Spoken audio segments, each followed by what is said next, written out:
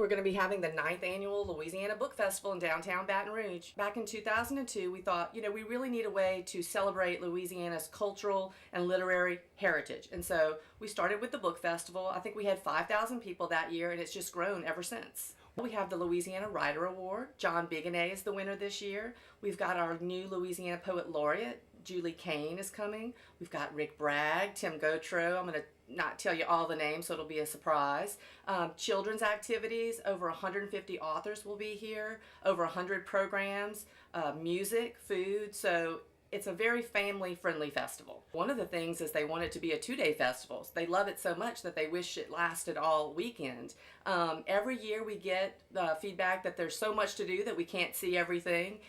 We have a really I guess you call criticism of riches. We have so many things to do that people can't see everything. So every year they're wanting, more time to do it in. We're one of the second best book festivals in the world for an author to attend, as we were recently ranked. We rank very high just within the nation for our quality of our content and the depth of our programs. Libraries are more important than ever in Louisiana. We see usage is up.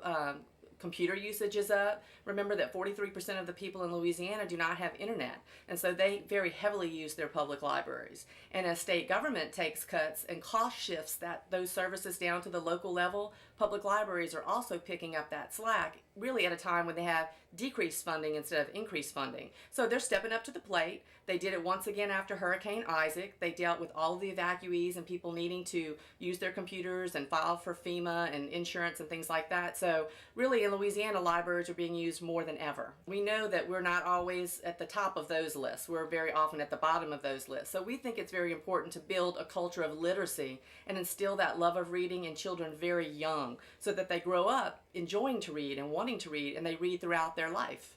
And what's interesting is that the ebook situation and all those electronic things have actually brought a new clientele into the public library, which I think is part of the increased usage, and libraries are starting to circulate ebooks. So a new group of people are coming in and they may get their ebooks, but they may think, well, I didn't know you had these other books, and so they're leaving with print books. And so really that electronic stuff has really pushed people into the public library. The book festival also focuses on activities for children. Tell us about the importance of children being able to learn to read at an early age. It's extremely important. If children do not learn how to read and get to a proper reading level by the 4th grade, they generally don't catch up. And so it's important to us to have enrichment activities that stimulate that interest in reading, and we encourage teachers to give their students extra points if they come to the book festival. So we're seeing a lot of families and school groups coming to the festival. It's just really important because everything we do is about reading. We have 2 programs throughout the year that encourage children to read during the summertime. So it's just really important that all adults, both librarians and teachers and parents and community leaders, really engage children to read at every possible avenue, and this is one of the good ways to do it. It's every year we see new faces because it gets bigger every year, and seeing people that may have come to the festival maybe as a young person or a young adult, and now they're adults with their children, because we hear all the time that I came to the very first festival and I've come every year since then. We see people every year wearing their book festival t-shirts from the previous year. So it's really just seeing that people coming over and over and over again and seeing it as part of what they do in the fall. When we didn't have it in 2010,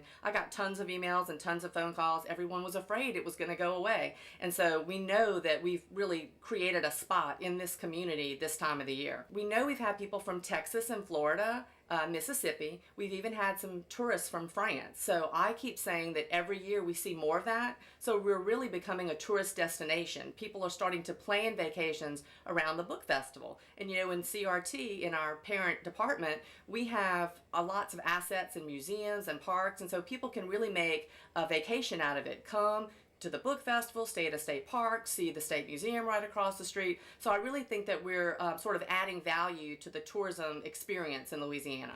If people have questions or like more information, what should they do? They can go to the Louisiana Book Festival website, www.louisianabookfestival.org.